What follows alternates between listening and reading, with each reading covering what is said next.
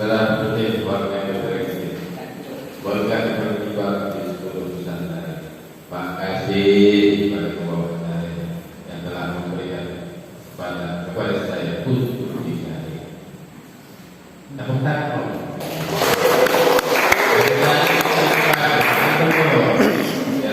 Biar tak akan bersalah hari ini. Yang sangat sama-sama kita hormati dan banggakan Bapak Camat kita yang hari itu luar biasa penuh semangat.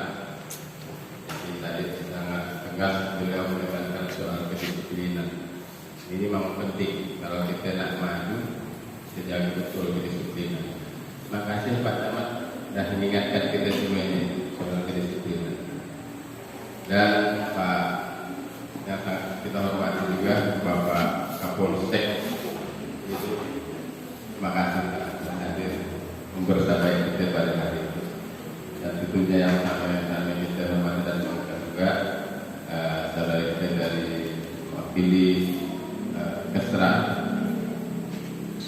Saya malah lupa beliau. Beliau selalu hadir mewakili dari Kesra. Hartono, mudah diingat, tapi malah lupa saya. Jadi terima kasih Pak sudah membersamai kita pada hari yang berbahagia. Dan tentunya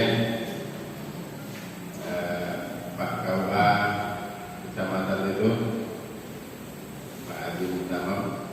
Jadi kebetulan dari Sohibul Baik rumah karena kesempatan di Ledo. Untuk 3 kecamatan ini, Ledo, Lumbar dan Suci Semarang. Cuma yang mana Suci, yang mana itu, yang mana perlu di atas jalan. Kayaknya perlu diaksen nanti. Apa sih diaksen nanti? Ya. Kemudian Pak Kades gitu, Pak Kades Desa Dora. Terima kasih Pak Kades sudah hadir di acara kita. Banyak jabatannya ini. Banyak, Pak Polkil juga. Kemudian tentunya Sohibul Hadas, Sohibul Baik ini Ketua Basnas Kabupaten Bengkayang dan segenap pasukan. Katakanlah begitu. Karena ini pasukannya ada 5 orang. Kayaknya sepertinya harus saya perkenalkan satu persatu. Karena mungkin tak ada tahu, tapi ciri khasnya sudah nampak. Karena nampak dari baju seragam. Pak Ketua MUI Kabupaten Bengkayang, Pak Haji Ramli Lestari. Pak Ramli, boleh berdiri karena mungkin ada yang berkenan. Kemudian yang hadir pada kesempatan itu dari UPT Pendidikan Kecamatan Ledo. Pak Didin ya, Bang Didin. Pak dan tentunya segenap hadirin para undangan yang dirahmati Allah Subhanahu wa taala yang mungkin tidak bisa sebutkan satu persatu. Alhamdulillah bersyukur kepada Allah Subhanahu wa taala tentunya kita semuanya pada hari itu sangat berbahagia bisa hadir bersama dalam sebuah kegiatan yang kita yakin dan percaya dalam kegiatan yang insya Allah berikan keberkahan di dalamnya yang tentunya memberikan manfaat untuk kita semua yang hadir pada hari ini dan untuk masyarakat kita umat kita. Salawat dan salam semoga senantiasa terlimpahkan kepada junjungan kita Nabi besar Muhammad sallallahu alaihi wasallam. Baik, sebelum saya masuk pada karena memang tema yang diberikan kita ini sosialisasi undang-undang zakat. Jadi saya rasa tidak disuruh ngapal pasal-pasalnya alat musik. Kita tidak usah suruh ngapal pasal. Yang penting nanti setelah kita sampaikan action yang penting. Action itu yang penting. Pasal itu nanti apa dulu, tapi tetap dipelajari. Kalau nggak pelajari nanti salah jalan ya. Karena ada aturan dan undang-undang terkait zakat. Barangkali tidak salah saya perkenalkan yang tadi memberikan sambutan Ketua Basnas Kabupaten Bengkayang, Bapak Haji Burhan. Boleh lagi kami silakan berdiri lagi. Ayahnya. Nah, ini Ketua Basnas Kabupaten Bengkayang. Kemudian Basnas ini terdiri dari kayak KPK. Jadi sebetulnya tidak ada apa ya, ada sekretaris atau dia semacam kayak komisi ya, gitu. Jadi sama sebetulnya kedudukan. Kemudian Pak Haji Zalwani. Assalamualaikum. Kalau Pak Haji Burhan dari Bokaya, Pak Haji Zalwani dari Lumah. Kemudian Pak Haji Edwin Edi. Assalamualaikum warahmatullahi wabarakatuh. Terima kasih dan tidak datang jauh-jauh. Pak Haji Edwin juga dari itu ke Pak Haji. Dari itu kan dari Suti. Soalnya lama saya tidak dari itu. Barang Suti. Kemudian Bapak Haji Syahrial. Silakan. Panggilannya menurut saya khusus panggil Pak Esa. Yang lain ada Pak Eden, tapi saya khusus panggilan beliau. Ini panggilan kebanggaan beliau. Khusus saya dengan beliau.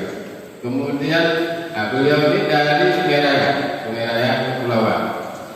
Kemudian Bapak Haji Arifin Bakar. Silakan. Itu dari Kecamatan Sanggau itu. Beliau ini hasil proses seleksi di tahun 2018. Saya tahu ya, waktu itu kasih di Islamnya masih Pak D, Pak Ija. Jadi hasil seleksi syarat utama mereka yang terpilih ini waktu itu tidak boleh ada kaitannya dengan partai politik. Artinya putus hubungannya dengan partai politik. Mun masih ya kan masih sama sebulan. Kalau masih ya menjadi anggota atau pengurus partai politik, mereka tidak diperbolehkan, tidak ada yang gugur sebagai pengurus partai seleksinya hasilnya. Ya, jadi beliau yang hadir saat ini artinya sudah putus hubungannya dengan partai politik manapun, tidak terikat dengan partai politik manapun. Itu syaratnya. Meskipun saya tahu persis teman-temannya dulur-dulurnya masing-masing ada akungan partainya, tapi intinya mereka dah lepas dari partainya masing-masing. Baik, itu sekedar perkenalan untuk pengurus Basnas. Karena Basnas ini sohibul hajatnya, sohibul baik acara kita pada hari ini. Penting untuk kita perkenalkan kehadiran mereka, biar nanti di mana itu berada mudah koordinasi dan komunikasi. Minimal seperti itu, tahu orang juga Pak Jargoni juga meskipun di Semarang kan bagi bapak-bapak hadirin yang bapak-bapak, ibu-ibu hadirin yang dirahmati Allah SWT.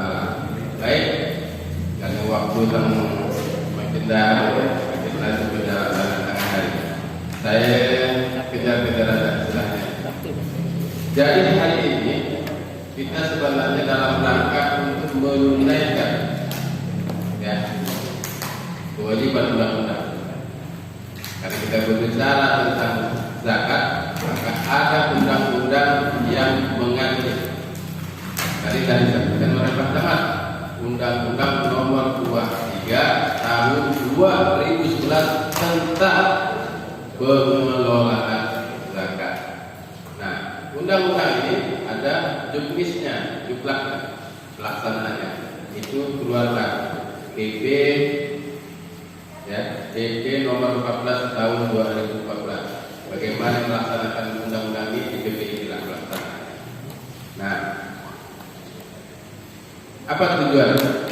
Itu baru kali tadi sampai kita tidak ada aturannya melaksanakan zakat wah harus ada regulasi. Nah, kita langsung masuk kepada tujuan. Undang-undang itu lahir mempunyai dua tujuan. Satu, efisiensi dan efektivitas pengelolaan zakat. Jadi undang-undang ini dilahirkan dalam rangka untuk mengefektivitaskan pengelolaan zakat secara legal formal. Jadi tidak sembarang, harus ada legalitas. Siapa yang punya legalitas itu? Dalam Undang-Undang Nomor 1 2023 Tahun 2011, Basnas lah yang ditunjuk untuk itu. Basnas adalah lembaga pemerintah, ya, lembaga pemerintah non struktural. Artinya dia bukan sama dengan kementerian. Kalau kementerian ada kriteria, kementerian masih ada dengan BNS dan sebagainya, ya. Tapi dia lembaga pemerintah non struktural. Artinya dia adalah lembaga pemerintah yang memang sudah ditunjuk undang-undang untuk melakukan pengelolaan zakat itu. Berarti legal formalnya itu undang-undang. Apa yang ditunjuk untuk meningkat pengelolaan itu? Basnas. Itu satu. Kemudian apa tujuan yang kedua? Tujuan yang kedua adalah untuk meningkatkan manfaat dari zakat itu dalam rangka meningkatkan kesejahteraan umat, penanggulangan kemiskinan. Itu tujuan dibuatlah undang-undang. Jadi fokus dikelola dengan baik, dikelola dengan profesional, amanah, jujur, bertanggung jawab. Kemana yang ditujukan? Untuk dimanfaatkan untuk penanggulangan kemiskinan, untuk kesejahteraan masyarakat. Itu tujuan. Kalau kita sudah tahu tujuannya, nanti fokus dalam tugas kita melaksanakan dari Basnas sampai ke UPZ-nya, fokus kepada tujuan dua tujuannya. Jangan lagi nyimpang kemana-mana. Dari partai politik atau pembiayaan partai politik, nggak boleh, sudah melanggar undang-undang. Aku tuh enak calon, bantulah dari Basnas boleh dalam hukum agama haram. Nah, kemudian tadi kan Basnas itu lembaga resmi pemerintah. Ada lagi LAS, namanya Lembaga Amil Zakat. LAS ini dibentuk oleh masyarakat, dibuat oleh masyarakat, nah, tentunya dengan persyaratan tertentu dan harus izin menteri dan segalanya. Nah, boleh. Nah, ini masyarakat nih, swasta lah katanya. Kalau Basnas tadi lembaga pemerintahnya, tapi kalau LAS, Lembaga Amil Zakat, masyarakat swasta boleh buat. Banyak lah, seperti dompet itu apa, begitu. Banyak. Lazis itu Lembaga Amil Zakat NU, ya, kemudian Lazis itu Lembaga Amil Zakat Muhammadiyah, dan banyak lagi. Itu dari LAS. Itu swasta punya, artinya bukan pemerintah, tapi mereka juga berhak, tentunya dengan persyaratan tertentu dan ada auditnya dari lembaga tertentu supaya tidak ada nyelewengan dan lain-lain. Sama. Jadi bedanya Basnasnya pemerintah, kalau LAS lembaga zakatnya swasta, masyarakat yang buat. Boleh. Itu persyaratannya ada dalam undang-undang. Kemudian apa fungsi pemerintah? Apa fungsi pemerintah di dalam pengelolaan zakat itu? Pertama, sebagai regulator, dialah yang membuat undang-undang, aturan gimana melaksanakan. Sekaligus dia sebagai pembina, pengawas dari Basnas. Dia fungsi pemerintah. Siapa saja pemerintah ya? Dari presiden, menteri, sampai ke daerah, gubernur, bupati, sampai ke menteri agama, sampai ke kemenang kabupaten. Nah, ini sebagai pembina dan pengawas Basnas, ya kan? Sebagai pembina pengawas. Di mana posisinya? Sebagai undang-undang, sosialisasi. Itu salah satu fungsinya. Sosialisasi undang-undangnya, itu fungsi pemerintah, edukasi. Kemudian kalau pemerintah daerah, apa fungsinya? Fasilitasi. Apa fasilitasinya? Anggaran. Jadi berdasarkan undang-undang itu, kemudian ada payung hukum dari sebutkan dari Kesra, dari Kemendagri, ada payung hukum bahwa pemerintah daerah harus menganggarkan dari APBD, dari anggarannya untuk fasilitasi operasional Basnas kabupaten, provinsi, pusat. Berdasarkan aturan ini, jadi ada payung hukumnya, sehingga pemerintah daerah, ada pemerintah pusat, provinsi bisa menganggarkan untuk operasional Basnas. Jadi kuat berdasarkan aturan undang-undang. Jadi tidak naiklah Basnas ini masih kita itu operasional. Punya kewajiban pemerintah untuk memfasilitasi anggaran operasional. Itu tugas pemerintah. Jadi sebenarnya kuat secara hukum, secara undang-undang kuat posisi Basnas itu. Tinggal bagaimana di lapangan. Nah di lapangan itu kan teknis bagaimana kita cari kerjanya. Baik. Apa aja dalam pengelolaan zakat ya? Nah nanti kalau Basnas dia harus merencanakan. Dan direncanakannya telah dilaksanakan. Dan dilaksanakan karena banyak instansi, banyak pihak dan sebagainya yang terlibat. Jadi harus dikoordinasikan. Apa yang dikoordinasikan? Pengumpulannya, pendistribusiannya, dan pendayagunaannya. Jadi saya direncanakan, dilaksanakan, harus dikoordinasikan. Ya, koordinasi dengan berbagai pihak. Kalau dengan bupati misalnya teknisnya bahkan sampai pelaporannya, nah, yang dilaporkan pengumpulannya, pendistribusiannya, dan sampai pada pendayagunaannya. Itulah yang memang seyogianya dalam pengelolaan zakat. Oke, tadi kita tahu apa Basnas. Basnas adalah Badan Amil Zakat Nasional. Ada di pusat Jakarta, ada di provinsi, di kota provinsi, ada di kabupaten. Namanya Badan Amil Zakat Nasional. Memang namanya nasional sebenarnya, Basnas Badan Amil Zakat Nasional. Tapi letaknya ada di pusat, ada di provinsi, ada di kabupaten. Kabupaten kita di Bengkayang. 14 kabupaten kota sudah terbentuk Basnasnya sebenarnya. 14 kabupaten kita kan ada 14 kabupaten. Betul kan? 14 kita. Kita berapa 17? Ada yang 17? Ada yang 17? 12. Hah? 12. 12? 2 kota. Oh, iya, itu orang cerdas gitu ya. Saya kan 14 kabupaten kota. Jadi 2 kota, 12 kabupaten. Jadi sudah terbentuk semuanya. Alhamdulillah. Jadi semuanya sudah bergerak, sudah action. Khusus untuk Bengkayang memang mulai tekniknya kepengurusan Pak Haji Burhan dan 2018 ada ya.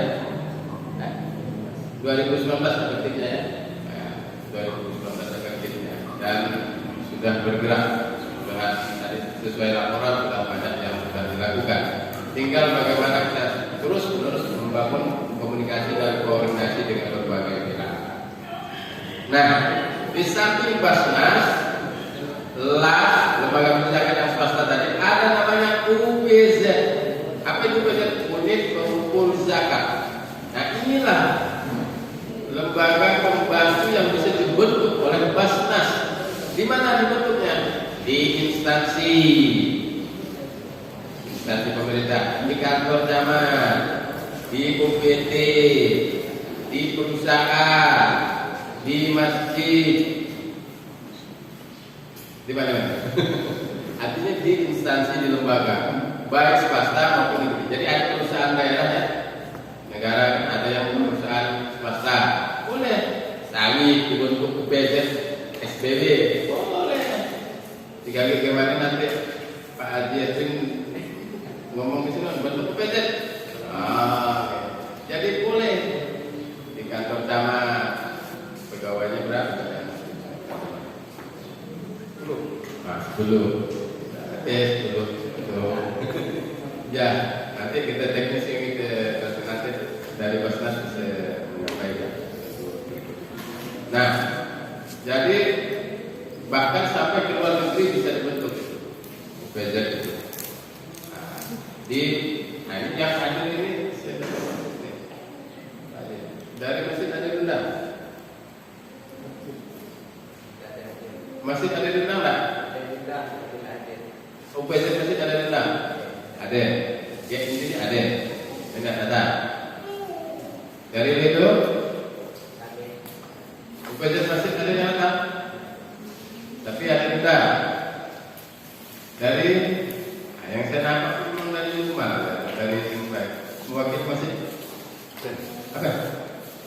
Oh, informan. Jadi masih ada yang hadir? Bisa hadir satu pun? Memang tidak ada. Izin hasil ASN. Hah? Izin untuk ASN. Ya minimal kita bisa mensosialisasikan ya, budget kan? Karena belum maksimal tadi kan? Kalau datang budget masif kan lumayan kita bisa minimal komunikasi untuk mengoptimalkan yang belum optimal, ya kan? Saya lihat penyuluh di mana hadir, kemudian bisa menyampaikan. Dan kemudian instansi kita kan ada banyak instansi itu, ya Pak ya. Ketika bersama, project, PT, namanya. Seharusnya tadi bisa diundang dari perusahaan, ya.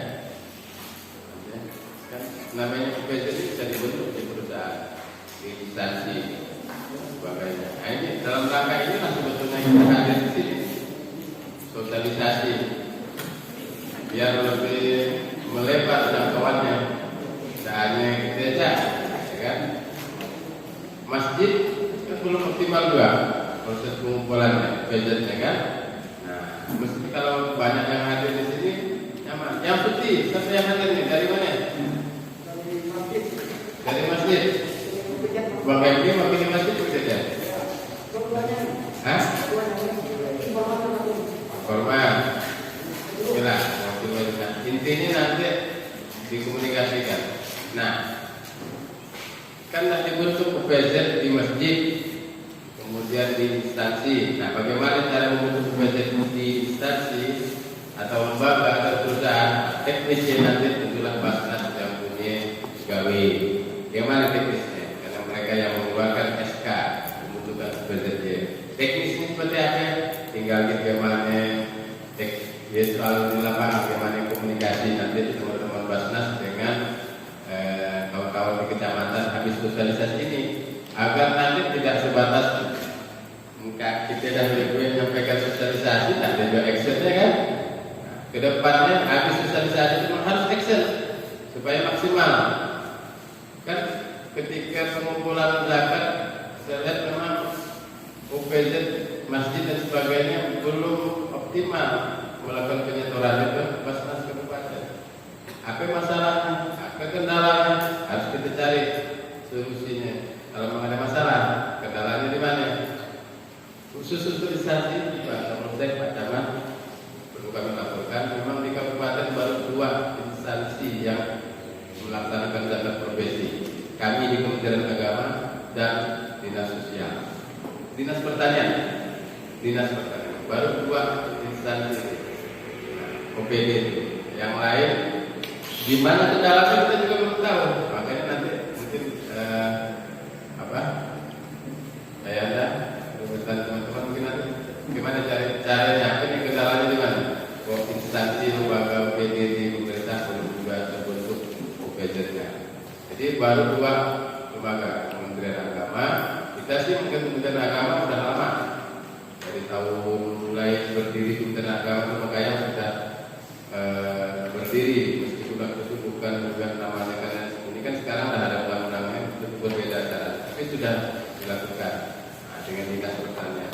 Nah, mudah-mudahan setelah ini ada gerakan UPZ itu terbentuk di semua instansi. Bagaimana teknisnya? Nah, Basnas nanti yang akan mengeksekusinya, mengkoordinasikan di lapangan dengan instansi, dengan perusahaan dan sebagainya, agar pengumpulan zakat kita optimal. Kalau Bapak, gimana kan? Sudah bilang yang bukan urus di UPZ tidak juga mendapat, jadi aturlah gimana? Saya pikir itu teknis lah. Nah, berapa persen? 30, 70 kan? Misalnya UPZ-nya dibentuk 3%, misalnya ya. Katakanlah kalau dasar aturan memang tugas UPZ itu hanya mengumpulkan, nanti disetorkan ke Basnas. Nah, tapi itu kan teknis saja. Kalau memang nanti ada komunikasi kami yang bukan kumpulkan itu mungkin ada juga nanti sisihkan. Ya katakanlah 60, 40 ke 30, 70 ke 30 untuk UPZ, 70 untuk Basnas misalnya, atau 40 untuk UPZ, 60 untuk Basnas.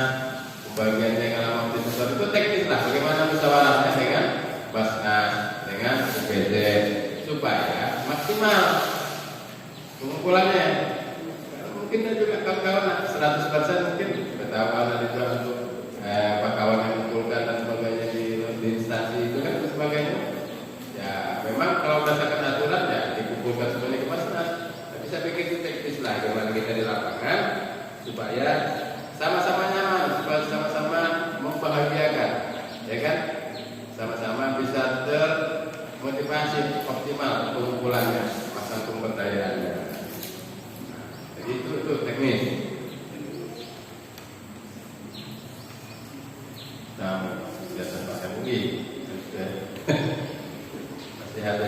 Nah, khusus sebenarnya hari ini kalau di instansi kita berbicara tentang zakat profesi. Kalau zakat profesi ini kan memang sudah ada fatwa MUI nomor 3 ya tahun berapa itu? Tahun 2003 ya tentang zakat profesi. Kemudian yang Kemendagri itu jelas tadi sebenarnya optimalisasi sebagai payung hukum untuk zakat di instansi. Kemudian SK Gubernur juga ada, meskipun di Provinsi Kalbar sudah ada edaran Pak Gubernur Kalbar tahun 2021 juga terkait dengan profesi itu ASN. Nah, kemudian untuk berkaya sudah juga sebenarnya. Saya ingat tadi Ketua Basnas sudah menyebutkan tahun 2021 sudah ada edaran Bupati Bengkaya. Saya rasa sudah sampai juga sampai ke kecamatan. Bahkan itu surat itu sampai ke semua instansi. Jadi tentang kewajiban zakat profesi bagi ASN yang beragama Islam. Tanggalnya 19 April 2021. April 2000 baru edaran itu. Nah, cuma di surat edaran itu mungkin masih pakai hitungan lama. Saya pikir untuk dalam optimalisasi lah. Kalau tidak salah, hitungannya ada disebutkan di edaran itu. Zakat profesi bagi ASN hitungnya dari neto, bruto, bukan neto ya, dari bruto, dari gaji kotor, bukan dari bersih. Kalau tidak bisa nak zakat. Tinggal 100.000 mana zakat? Kalau tadi tembus di mana zakatnya? Hebat ya. Jadi gimana cara hitung? Kalau hitungan namas, kita nak pakai yang mana? Harga saat itu harga lama. Kalau dia edaran yang dari bupati itu, kayaknya harga emas masih hitungan 500.000 ya, per gram ya, 500 kalau tidak salah. Ya, 500.000 per gram. Nisab dari emas itu 85 gram. Dalam untuk zakat profesi. Kalikanlah 85 gram kali 500. 42.500. Ya kan? Kalau penghasilan Bapak Ibu 10 juta sebulan dikali 12 bulan berapa ya? 120 juta. Dan kena zakatnya. Kan lebih dari 42 juta. Karena nisabnya itu 85 gram. 85 gram kali 500.000 misalnya Pak. Kalau 1 gram 100. Kita nak pakai yang mana? Mau pakai yang harga 800, 900 tentulah 68 jutanya. Iya kan? Tapi kalau edaran yang dari bupati itu 500 per gramnya kayak mana salah. Nah kalikan 85 gram kali 500.000 42.500. Kalau penghasilan kita 10 juta sebulan dikali 12 bulan, karena hitungnya harus tahun. Nah, 12 berarti 120 juta. Dan lewat dari 42 juta dan kena zakat. Kena zakat 2,5%. Jadi berapa? 250.000. Cari bayarnya mana? Per bulan. Kena setahun per bulan. Berarti 250.000 per bulan. Bagaimana Pak? 3.200.000. Nah, berdasarkan edaran ini ada solusi. Kalau tidak sampai nisabnya tidak cukup untuk berzakat, maka jalannya dipakai infak, sedekah. Ternyata itu berzakat tak cukup nisabnya Pak, jadi harus pakai infak. Berapa ya? Mudah-mudahan bisa berinfak setiap bulan, dikumpulkan lewat BCA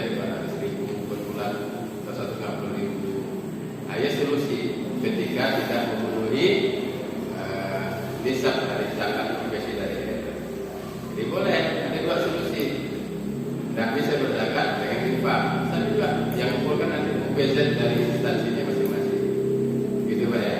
Itu kalau zakat profesi. Kalau zakat pertanian, zakat perkebunan dan lain-lain masih banyak. Zakat perniagaan yang kalau tanya Pak Jidwin. Pak Jidwin seolah bisa menjelaskannya. Kalau zakat yang lain. Jadi kita hari itu memang khusus memang temanya sosialisasi zakat terkait zakat profesi bagi ASN atau instansi. Meskipun nanti bisa kita kembangkan pada zakat-zakat yang lain. Sebenarnya hari ini kalau kumpul dari masjid, UPZ masjid dan instansi, saya kita percaya kita bisa menyampaikan. Misalnya katakan kita dialog ini, apa solusi, apa kendalanya? Apa yang nyetor misalnya ke Basnas, ya kan? Belum optimal sasarannya. Bisa kita bicarakan. Itu sebenarnya forum yang paling bagus untuk kita membicarakan jalan keluarnya. Gimana supaya optimal pengumpulan zakat di Kabupaten Bengkayang. Saya sekedar pengantar, tapi intinya adalah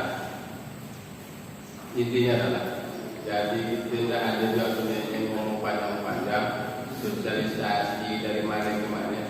Kalau kita tidak action, rumusnya itu bisa action masih jadi dah, masih optimal. Tapi belum akan sosialisasi dan ada gerakan itu dari itu yang kita ngomong panjang-panjang. Mudah-mudahan ada manfaatnya. Setelah ini ada action nyata untuk kita menggerakkan optimalisasi zakat di Kabupaten Bengkayang melalui Basnas, melalui UPZ di instansi, di masjid dan seterusnya. Dari saya itu saja yang dapat kami sampaikan sementara ini. Wallahu muwaffiq ila aqwamit thoriq. Assalamualaikum warahmatullahi wabarakatuh. Selamat siang.